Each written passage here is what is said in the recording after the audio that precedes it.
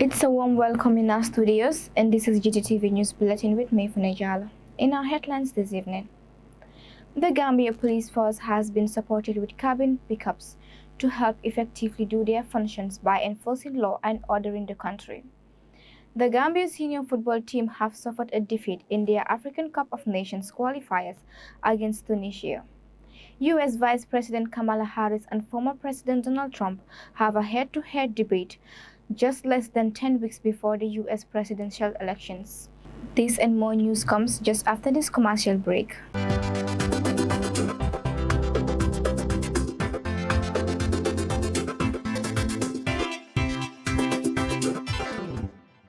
Welcome back. If you're just tuning in, this is Gttv News Bulletin and I'm your presenter Funejalo.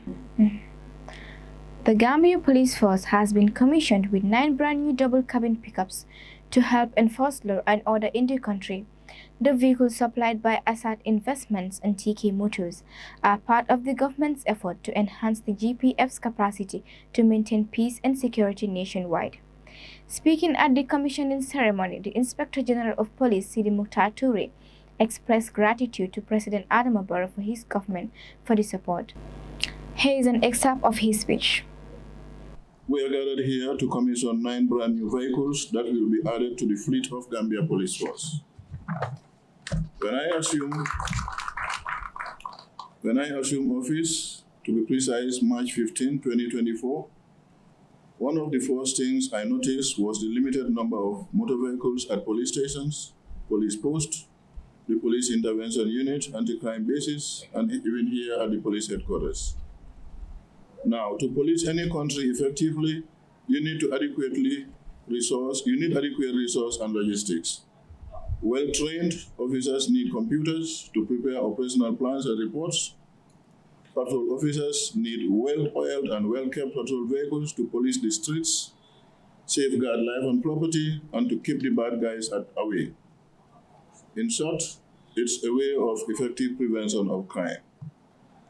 It has been proven that proactive policing is the most effective form of policing. If we are able to prevent crimes, then we won't need many resources to detain offenders, much less arraign them before competent courts of law. Again, if we can minimize the number of convicts, then the state won't have to provide feeding, medical care, appropriate housing for the prisoners. All that funds will be required to take care of aforementioned needs could be allocated to more proactive sectors of our economy. That was just to contextualize things for us, and we appreciate how we got here this morning. Earlier stated, I observed the dire need for police vehicles, and I'm sure you will agree that vehicles are a must-have for effective policing in modern times. Several factors make this necessary. Paramount among them is population growth and the attendant expansion of our communities. Policing Banjul to Basse in the 70s is unlike 2024. We need to cover wider areas of responsibility, and much more sophisticated equipments are needed. The Commissioners of Access to Information Law have been sworn into office following President Barrow signing the bill into law. The commissioners have been urged to execute their mandate with impartiality. Our reporter Isatukoli was at the swearing-in ceremony and now tells us more. Following the signing of Access to Information Bill into law by President Adama Barrow, this Thursday, the 5-member appointed Commissioners of Access to Information have been sworn in office. After taking their oath of office, they are advised to be transparent and fair in their official duties. The commissioners are former Information Minister under Jammeh's regime, Nene McDolgay, who is appointed as the chairperson of the commission.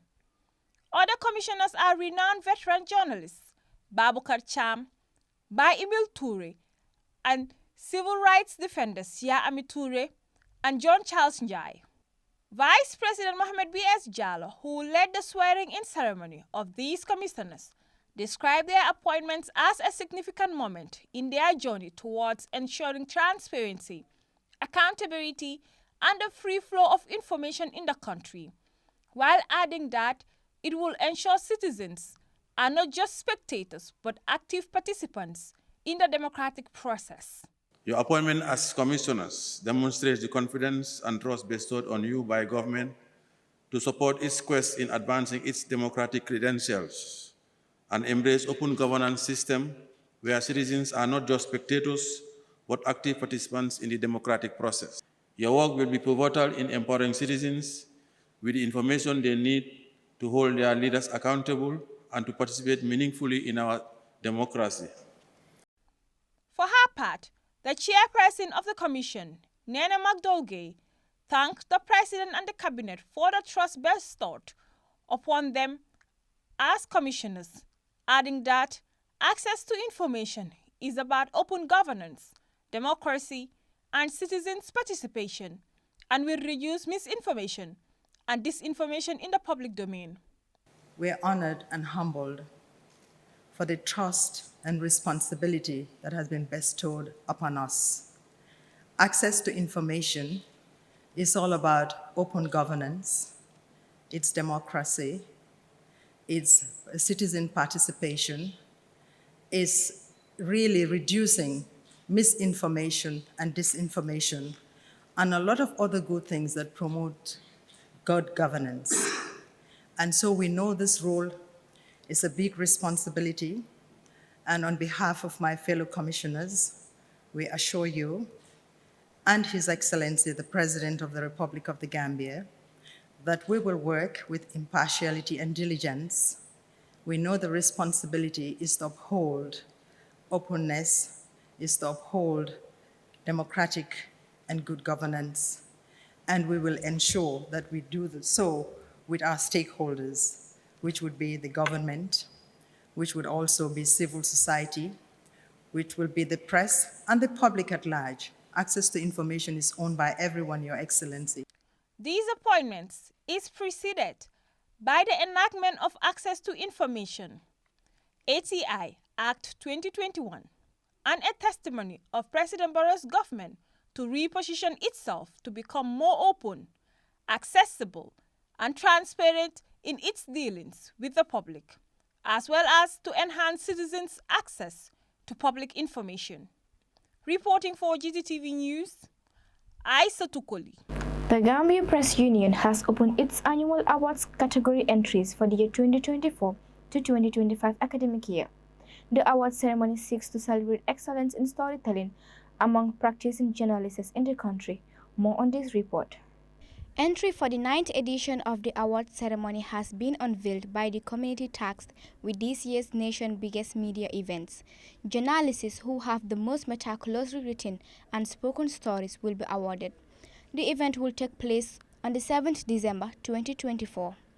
Aisa Tukete is the chairperson of this year's award committee, which comprises 10 individuals. She said that opinion pieces, advertorial content generated under commercial contract and promotional purpose, and newsletter items or articles are not eligible for submission. Please take note that opinion pieces, advertorials, content generated under commercial contract and promotional purposes, and newsletter items are articles are not eligible for submission. She added that plans and discussions are on the way to include parliamentary reports, but still discussions are on it. She added that these awards will be subject to public voting open to the public. Community Radio of the Year, Radio Station of the Year, TV Station of the Year, Online Media Platform of the Year, and Newspaper of the Year. These award categories that I've mentioned are categories that are going to be open to the public to vote. The vice chairperson of the awards committee, Mr. Famara Jaune, who delivered the vote of thanks, said that they are looking forward for a successful and historic awards this year and promised to give one of the best awards this year. Reporting for Gttv News, I am Funejalo. Scores of African youth have been risking their lives through the deadly backway journey to Europe in search for better lives. Gambian young people are not exempted among this whole lot of exodus. One of the returnees sat down with Gambian Talents reporters his encounter during his failed attempt journey to Europe. Fatima Malen Mendy files this report. Just like hundreds of other returnees, Mohamed Fati is still reeling from the suffering he encountered through the backway journey he started from the Gambia to Libya. Despite being a qualified driver, Mohammed could not be convinced to stay in the country and make a good living. All he saw then was traveling to Europe, where he believed was the only continent to make him earn a better life. After arriving in Tunisia, he was engaging himself in menial jobs to make ends meet for himself and put together some cash to pay for a dinghy boat that would transport him and other young desperate African migrants seeking to reach the shores of Europe. However, his hopes dashed off after reaching a semi-autonomous North African country after the collapse of Muammar al-Gaddafi in 2012, following a mass uprising from some Libyans in Benghazi in 2011. In Libya, he was among other African migrants sent to jail and tortured, but later they earned semi-freedom by escaping prison. However, hardships still multiplied as they could afford food to eat in order to keep life on. Fatima Malen Mendy reporting for Gttv News. Well, that story by Fatima Malen Mendy will lead us to our second commercial break. When we come back, we'll look into sports. Stay tuned. Welcome back. The Gambian senior football team have suffered their first defeat to Tunisian senior football team in the Africa Cup of Nations qualifiers. The Scorpions stood at the bottom of their group with 1 point they picked up against the island of Comoros. Sunday's match left a bitter scar of disappointment in the divided fans over the Scorpions' performances. Our sports reporter Yaya Saidi was following every bit of the match and now reports. The high-tempo match ended in disappointment for fans of the twice AFCON appearance Scorpions, who squandered all their chances in front of the Tunisian goal net, despite showcasing a masterclass performance. Tunisia took a significant step towards securing qualification for the Total Energies CAF African Cup of Nations 2025 following a 2-1 win over the Gambia on Sunday. The match played at Ben Ahmed Al Abdi Stadium in Morocco, so Tunisia built on their previous success in the qualifiers, cementing their position at the top of Group A with 6 points. Ali Al Abdi opened the scoring for Tunisia in the 11th minute, capitalizing on an early opportunity that left the Gambian defense flat-footed. However, Gambia quickly responded with an equalizer just minutes later, as Ali so leveled the score, setting up an intense contest for the remainder of the game. Despite chances on both sides, the team went into the break tied at 1-1. The decisive moment came in the 75th minute when Mohamed Ali Ben Romdani struck the winning goal for Tunisia, securing the victory and extending their group lead following their 1-0 triumph over Madagascar last Thursday. As match day 2 of the qualifiers progresses, fans can look forward to more action across the continent, with fixtures continuing throughout this week. Reporting for Gttv Sport News, I am Yaya Sidi. That sports news will now take us to the international scene.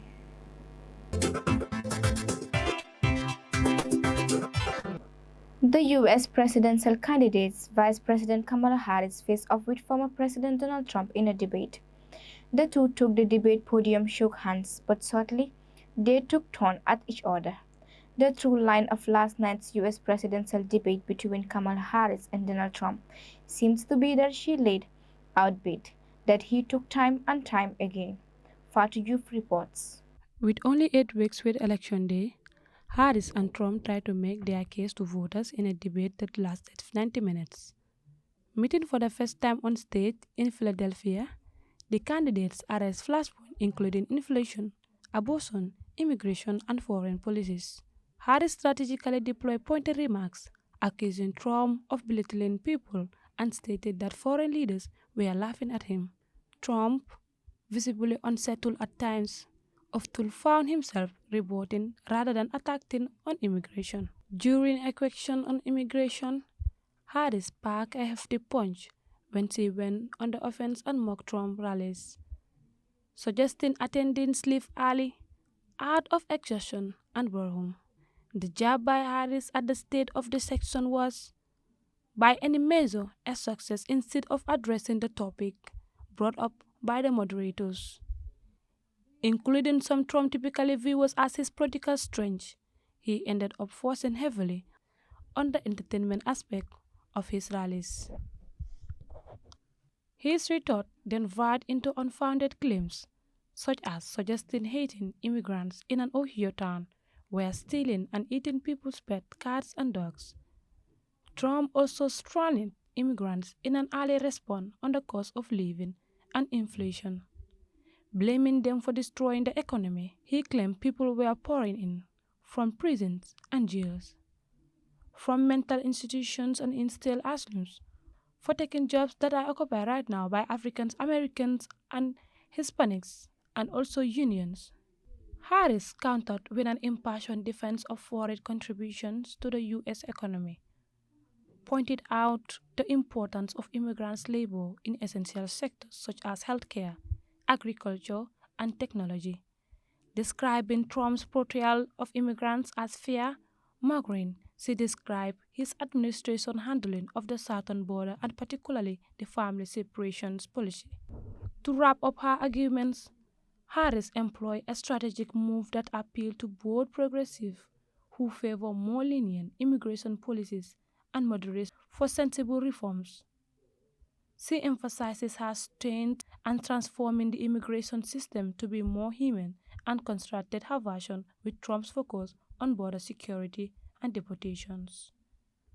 She recalled that the former president had killed a bipartisan bill. She supported the strengthening security at Mexico border. He rather campaigned on a problem than solve it. She scoffed economy. U.S. polling suggests the public is disappointed by how the Biden administration has handled the economy, especially inflation, but Harris used the flashpoint to focus on Trump's tariffs, dubbing them Trump's sales tax and mentioned Project 2025, a controversial plan for a future Republican administration that the former president has repeatedly denied heavily links to Trump can deny any knowledge of Project 2025. But I know from experience as a political appointee that it will be a blueprint in Trump wins. Because that's the only plan that exists, Bartlett wrote on X. Trump defended his very split traffic plan that he has previously suggested could fund childcare, boost manufacturing, quell immigration, and encourage the use of the US dollar. He also highlighted how the Biden administration kept many of the tariffs he implemented from his first term. However, his defense left little room for an effective counterattack against Harris on economic issues. Trump insists on a return to his tariff-heavy approach disconnected from the more immediate economic concerns of many voters, which hang a high cost of living and inflation. Harris emphasized her opportunity economic plan focusing on tax breaks for first-time home buyers, young families, and new business, as well as incentivizing companies to build affordable houses. In his closing statement, Trump finally came out with an argument that could have given him with the upper hand earlier on the debate. As Harris detailed her program, the Republican candidate reported that as part of the Biden administration, Harris failed to fix the border and create jobs. Fatajuf, Gttv News. U.S. pop star Taylor Swift has endorsed Kamala Harris for president's moments after the end of Tuesday's night presidential debate against Donald Trump. She made her announcement in an Instagram post signed as Childless Cat Lady, a reference to comment by Trump's running mate J.D. Vance. Yaya Saidi tells us more. U.S. pop star Taylor Swift has endorsed Kamala Harris for presidential moments after the end of Tuesday night's presidential debate against Donald Trump. She made her announcement in an Instagram post signed as Childless Cat Lady, a reference to comments by Trump's running mate J.D. Vance. Her post, breaking her silence on the 2024 votes, explained, "I am voting for Kamala Harris because she fights for the right and because I believe needs a warrior to champion them." Swift, who also backed Democratic President Joe Biden in 2020, went on to call Harris a steady-handed, gifted leader. Taylor's text was accompanied by a photo of her with a cat. Her Childless Cat Lady comment was a nod to remarks made in 2021 by Vance, who is Trump's candidate for vice president. Vance, the Ohio senator, has faced a backlash for a clip in which he called several prominent Democrats, including Harris, a bunch of childless cat ladies who are miserable at their own life. He recently said his comments were sarcastic. Swift went on to compliment Harris' choice of vice presidential candidate, Minnesota Governor Tim Walz, who she said has been standing up for LGBTQ rights, IVF, and women's right to her own body for decades. The singer said she was in part motivated to share her voting decision with public after an old image of her falsely endorsing Trump was posted on the website. Swift is one of the several celebrities to endorse Harris, including singer John Legend and Olivia Rodrigo, actor George Clooney, and director Spike Lee. Meanwhile, former wrestler Hulk Hogan, TV star Amber Rose, and billionaire Elon Musk endorsed Trump. Taylor's intervention came after a fiery 90-minute presidential debate, during which the two candidates paired over issues such as abortion rights, the economy, and migration. It is not the first time the pop star has endorsed the Democratic nominee in a race against Trump.